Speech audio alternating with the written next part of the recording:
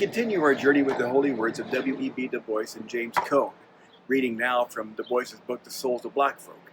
Today I'll read selections from chapter 12 of Alexander Crummell, the story of a black man who wanted to be a minister, an Episcopal priest. They were not wicked men. The problem of life is not the problem of the wicked. They were calm, good men, bishops of the Apostolic Church of God, and strove toward righteousness. They said slowly, it's all very natural. It's even commendable. But the General Theological Seminary of the Episcopal Church cannot admit a Negro. And when that thin, half-grotesque figure still haunted their doors, they put their hands kindly, half sorrowfully on his shoulders and said, now, of course, we know how you feel. But you see, it's impossible. That is, well, it's premature. Sometime we must trust, sincerely trust. All such distinctions will fade away. But now the world is as it is. He saw them coldly and asked, why should I strive by special grace when the way of the world is closed to me? Now when he tries to enter a diocese, another bishop, I will receive you into this diocese on one condition.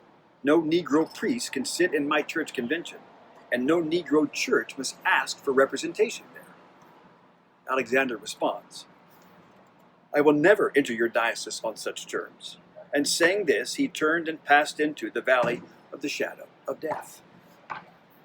What in God's name am I on earth for? If you find that riddle hard to read, remember that yonder black boy finds it just a little harder. If it's difficult for you to find and face your duty, it's a shade more difficult for him. If your heart sickens in the blood and dust of battle, remember that to him the dust is thicker and the battle fiercer. No wonder the wanderers fall.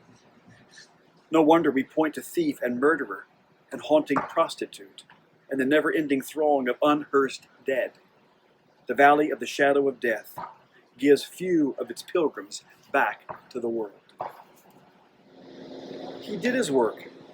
He did it nobly and well. And yet I sorrow that here he worked alone, with so little human sympathy. His name today in this broad land means little, and comes to 50 million ears laden with no incense of memory or emulation. And herein lies the tragedy of the age. Not that men are poor, all men know something of poverty. Not that men are wicked, who is good. Not that men are ignorant, what is truth. Nay, but they know so little of men. Peace and blessings on the way.